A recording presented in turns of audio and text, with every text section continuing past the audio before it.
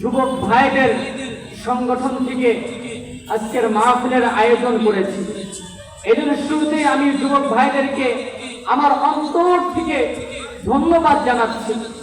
কেন আজকে আমার যুবক ভাইরা পারত এই কোরআনের তাফসীরের আয়োজন না করে, হাদিসের কথা শোনার ব্যবস্থা না করে তারা বিভিন্ন গানের মজমা তৈরি করতে পারত।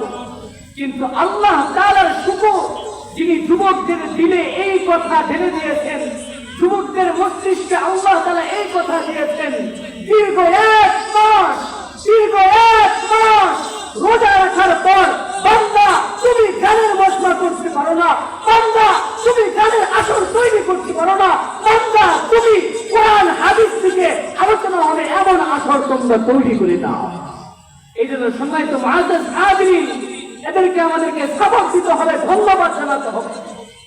মুআজ্জাজ হাজিরিন, এখানে মূল উদ্দেশ্য হলো কবরবাসীদের কবরের উন্নয়নের জন্য। হ্যাঁ, কবর এমন একটা ঘর যেখানে আমাকে আপনাকে সবাইকে যেতে হবে।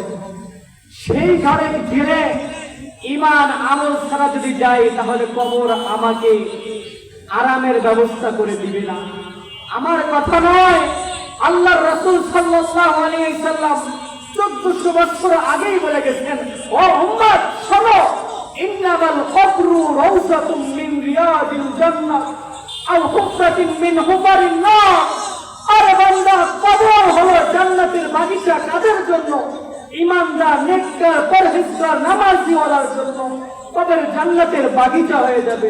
আও হুফরাতুম মিন হুফারিন নার, বক্তার জন্য, যে সুদ খায়, সুদখোর, চাঁদাবাজি, ধান্দাবাজি করে, তাদের জন্য কবর জান্নাতের বাগিচা হবে না, বরং তাদের জন্য কবর জাহান্নামের গর্ত হবে।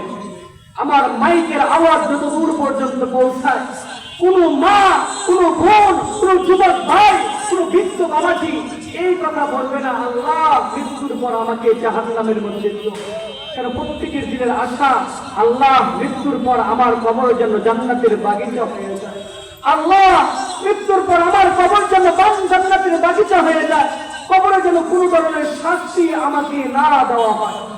হ্যাঁ, কবর হলো প্রথম গাঁথি।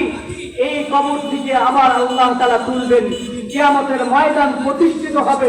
ওই দিন আল্লাহ তাআলা বিচার করবেন। সর্বপ্রথম বিচার হবে জানেন?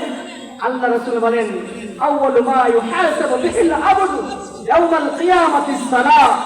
কিয়ামতের দিন সর্বপ্রথম যেই বিচার হবে, যেই হিসাব নেওয়া হবে, সেটা হলো নামাজের হিসাব।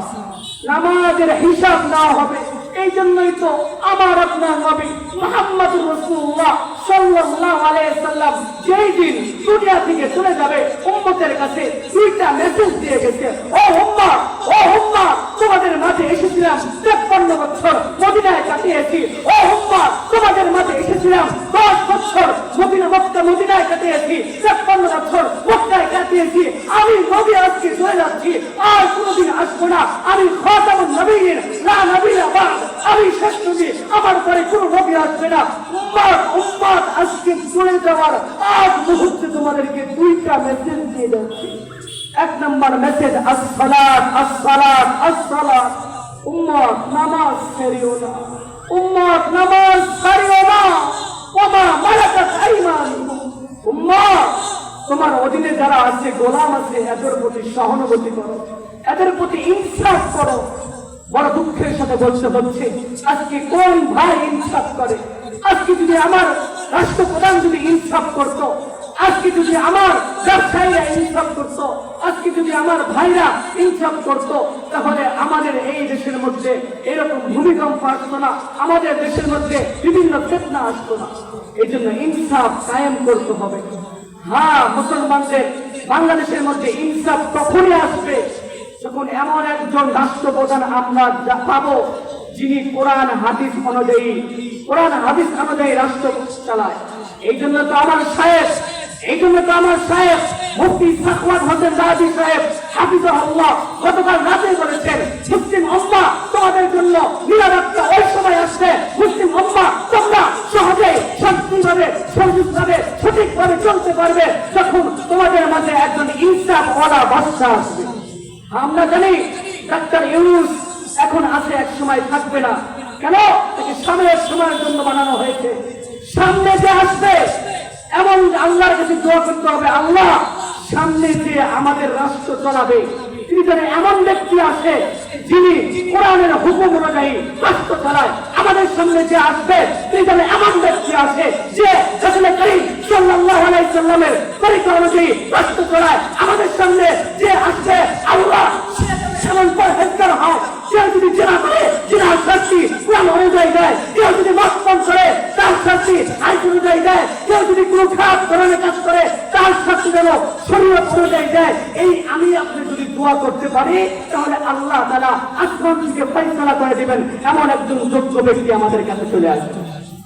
আর আপনারা আজকে ইউটিউবের জামানায়, ফেসবুকের জামানায় সবাই জানেন, আজকে জাতীয় মাঠে যখন নামাজ হয়েছে, একটা নতুন নাচের দিচ্ছি শোনেন, আজকে জাতীয় মাঠে যখন নামাজ হয়েছে কিছু ভাইরা গাফেল ছিল, নামাজি শরীক হচ্ছিল না, কিন্তু বাইতুল মুকাররমের খতিব, লাখো আলেমের আইডল হযরত আল্লামা আব্দুল মালিক সাহেব হাফিজাহুল্লাহ, তিনি ডাক্তার ইউনূসকে ডাকতে বললেন, এদের উপর তো নামাজ ফরজ, এরা কেন নামাজি শরীক হয় না?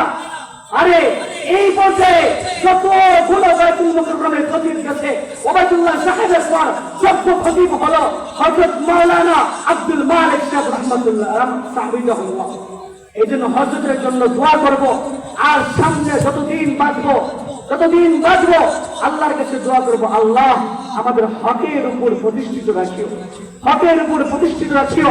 আর এই অবস্থা যেন আমার মৃত্যু হয় আর মালিকের সামনে যেন আমরা দাঁড়াইয়া এই কথা বলতে পারি, আল্লাহ যতদিন দুনিয়াতে ছিলাম হকের উপরে ছিলাম, যতদিন বেঁচে ছিলাম হকের উপরে ছিলাম। পারবো না ইনশাআল্লাহ? সম্মানিত মুআজ্জাজ হাজিরিন,